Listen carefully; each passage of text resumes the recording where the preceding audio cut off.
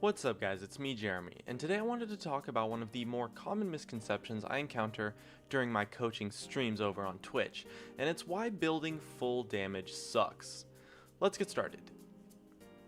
Now, this mostly applies to top laners, junglers, and supports, but even AD carries and mid laners suffer sometimes from building too much damage, or at the very least, lacking utility and defense in their full item build. Anyways, for top laners, junglers, and supports, when you build full damage, you introduce a large amount of unnecessary risk into your team fights.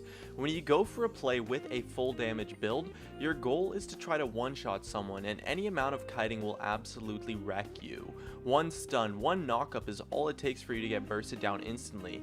And okay, maybe you kill your opponent, but if your fight fails, you get punished super hard, and most of the time you get punished really easily, and even if you do kill your opponent, you're pretty much still guaranteed to die since you're so squishy, making the risk certainly not worth the reward. Full damage builds, and honestly sometimes even just building 1 or 2 damage items can be too much, and those kind of builds are incredibly easy to punish in teamfights and will make you very weak in teamfights as a whole. The extra risk is totally unnecessary, and teamfighting without tanks on your team is realistically almost impossible, and at the same time you're not going to deal any damage when you're dead, so diving in to blow up an opponent tends to be a very weak strategy, and so building tanky will often cause you to deal more damage in the overall fight anyways, since you survive longer. And at the same time, kiting someone who is not tanky is actually really easy. All it takes is one hard crowd control spell, a stun, knock up, anything, to just wreck you super hard, since the enemy can then just focus you after that. Not to mention things like flash and stuff can outplay combos easily as well.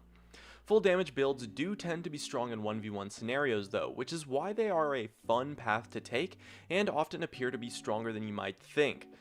But League is not a 1v1 game, and even if your team is willing to split push, you are still going to have team fights at some point in the game every single time. Now, another thing to consider is that you have to understand your role in the game.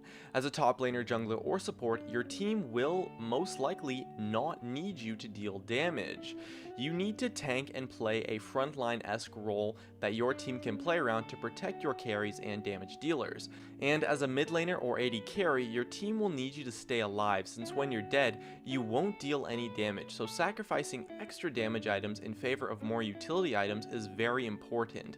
It's why lifesteal is so important as a stat on AD carry, and why Rabadon's tends to be an extremely overrated item on mid laners. Now, sometimes it can be okay to build some extra damage, but it's very important to only build pretty much one damage item, and it's when your team needs your role to step up and deal that extra damage. Maybe your AD carry is super far behind, or your mid laner got camped, or something like that. If your team actually needs you to deal damage, it can be okay to build one damage item, as long as you are somewhat ahead in the game. I would say about 2-0 or better is enough to start building damage. When you have a lead, a build with a bit more damage can actually help you snowball quite a bit, and the lack of tankiness won't be as punishable due to your lead. But I would only build damage in top or jungle if your team needs it and you are far enough ahead to not get punished for lack of tankiness. And even then, still only build one damage item, 2 damage items max. Another reason for why it's okay to build a damage item when you're ahead is that if you're 2-0 and you build a damage item versus being something like 0-1 and building a damage item, is that the time it will take for you to finally finish your first tank item after your damage item can be a difference of something as much as 10 minutes or more. And so when you're ahead, you will get tanky much sooner. And if you aren't ahead, it's likely that you won't be tanky enough by the time you need to be, which is usually the first team fight. Now, it is worth mentioning that what I'm saying applies very differently to mid laners and AD carries, since the role for them on a team will pretty much always be to be a damage dealer.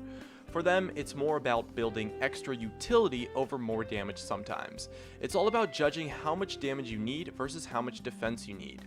As long as you bring enough damage to your team and aren't having a big problem killing your opponents, you should opt for more utility in your build. On mid laners, A ton of mid lane items have so much utility and completely counter a lot of champions. Your damage options should be things like Zhonya's, Morello's, and Abyssal Scepter, based on the current game state you are in and the champion you're playing. Rabadon's first tends to be pretty much always terrible, since it leaves you vulnerable in teamfights with no utility, and the extra damage often is not needed. At the same time, on AD carries, Quicksilver Sash, Guardian's Angel, or even something like a Randuin's can go a long way to countering opponents. Keep track of what is going to kill you in teamfights, and especially if you're ahead, staying alive will be very important, and you likely will not need the extra damage. So going a pure defensive item like QSS as early as your third item in your build can actually be really strong and really shut down some of your opponents. Just keep track of what the opponent's threats are and how you can counter them with your item build, and what you need to bring to your team, as quite often what you need to bring will not be more damage, but rather more survivability, so that you can live longer in fights to be able to output more damage as a whole. Hey guys, it's me, Jeremy. Thanks for watching my video. If you enjoyed it, definitely make sure to hit that like button so I can tell, as well as you can check me out on Facebook and Twitter at Gaming Curios. And check me out on Twitch too, I do weekly streams. And if you really enjoyed the video, make sure to subscribe, as well as you can check out some of my other content up above.